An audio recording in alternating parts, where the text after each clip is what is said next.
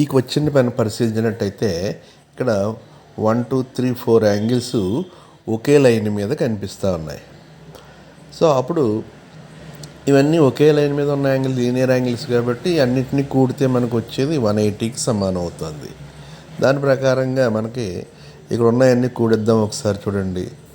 అంటే 3x x మళ్ళీ 3x 2x అన్నీ కలిపితే 3 + 1 4 4 + 3 7 + 2 9x అవుతుంది. అంటే అన్నీ ఎక్స్లోనే ఉన్నాయి కాబట్టి డైరెక్ట్గా మనం కలిపేసుకోవచ్చు. = 180. అప్పుడు x = 180/9 తీసుకుంటే 9 ఇందులో 20 టైమ్స్ పోతుంది. అంటే x వాల్యూ అనేది మనకి 20 వచ్చింది.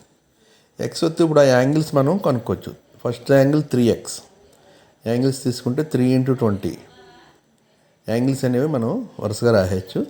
3 × 20 60 అవుతుంది. రెండో యాంగిల్ ఎక్సే కాబట్టి 20. మూడో యాంగిల్ 3x మళ్ళీ 3x అంటే 60 వచ్చింది ఆల్రెడీ. 2x అంటే 2 × 20 40 వచ్చింది. సో ఈ విధంగా ఒకే లైన్ మీద ఉన్నటువంటి అన్ని యాంగిల్స్ని మనం కనుక్కోవచ్చు. సమ్ చూస్తే 180 అవుతుంది. 60 40 100 100 120 180.